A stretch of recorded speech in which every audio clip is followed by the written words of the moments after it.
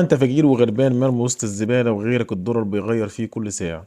طب بقول لك ايه، ما تيجي نعمل بيك مشروع ونزيدك جمال بعد جمال الطبيعه. في الاول والاخير نشجع منتج بلدنا. حلوه الصيغه دي؟ يلا يا كبير نشوف هنعمل فيك ايه. بجد حرام انك تتجاهل الفكره دي، فكره غير مكلفه وبجد شياكه لكل بيت. عملت من جذع الشجره طابلون زي ما انت شايف كده، ولا اروع ولا اجمل. بسم الله ما شاء الله والله اكبر. عايز تنفذ الفكره دي؟ فيلا يا كبير نشوف الشرح، وما تنساش اللايك للفيديو عشان خاطر الكل يستفاد.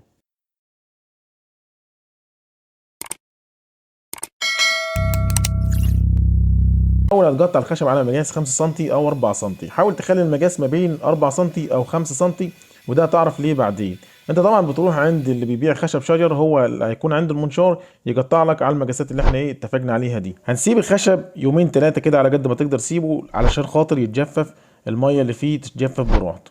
خليك انت شويه مكان. هنروح لمكنه الليزر، ولو واخد بالك انا قلت ان احنا نقطع مقاساتنا على ارتفاع 5 سم او 4 سم، عشان خاطر ارتفاع الليزر بيكون قليل، وعلشان خاطر نقدر نفحر عليه بالليزر. تمام؟ فانت خلي بالك معايا في كل كلمه بقولها عشان خاطر تعرف تنفذ الموضوع ده صح، وان شاء الله يكون مشروع ليك وتقدر تعمل من وراه فلوس، لان ده مشروع بصراحه مربح، وغير كده غير مكلف. وكل اللي انا بعمله ده اصلا مش محتاج حد نجار او حد عنده خبره. فانت ان شاء الله تقدر تعمل الحاجه دي بنفسك، وتقدر ان شاء الله تعرضها في السوق ويكون مصدر رزق ليك.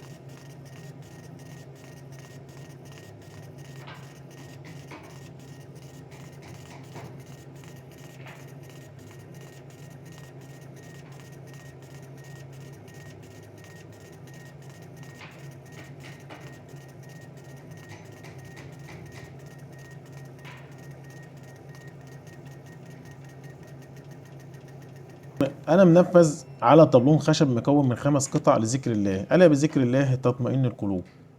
نقدر ننفذ على الخشب اي طابلون انت محتاج، تقدر تغير زي ما انت عايز بكل اريحيه. تخلي الطابلون عدد 6 قطع او 7 او 8 ايا كان، كل قطعه لوحديها، والليزر بينفذ على كل قطعه على حده، وانت كده تظبط الدنيا بدماغك كده يا كبير.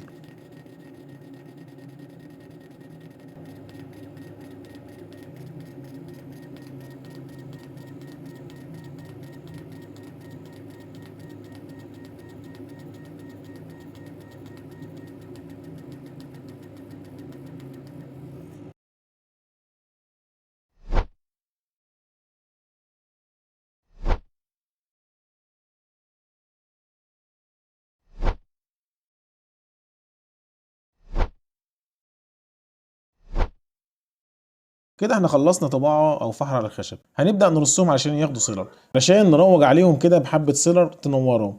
واخد بالك انا كاتب على قطع تاني اسامي، ممكن زي ما قلت لك انت بدماغك تقدر ايه تعمل المطلوب منك.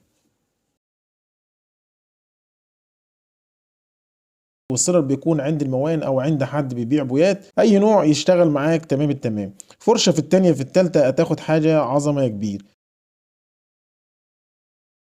عملت اباجوره من خشب الشجر تقدر تبص عليها، ان شاء الله تقدر تنفذها. هتظهر قدامك دلوقتي حالا، ممكن بعد الفيديو تقدر تشوفها. الطريقه سهله جدا وان شاء الله تقدر تعملها. في شويه اضاءه كده حلوين، فان شاء الله هتعجبك، وفي نفس الوقت تقدر تنفذها مشروع. هنرجع دلوقتي ندي كل قطعه سيلر زي ما احنا شايفين كده، فرشه في الثانيه في الثالثه في الرابعه. كل ما تدي فرشه معاك كل ما تنور القطعه اللي معانا اللي هي قطعه الخشب. كل ما تدي سيلر كل ما القطعه تنور معانا وتزيد جمال.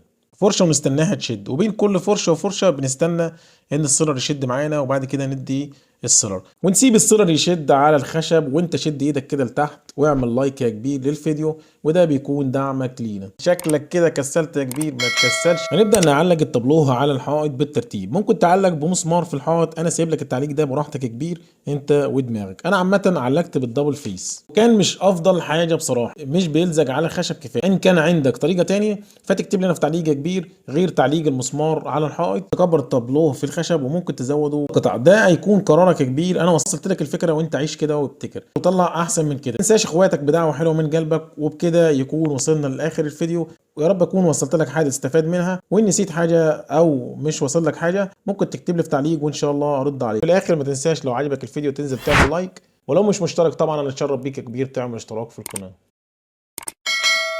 جزاكم الله الخير والبركات. اشوفكم على خير في فيديو جديد، والسلام عليكم ورحمه الله وبركاته.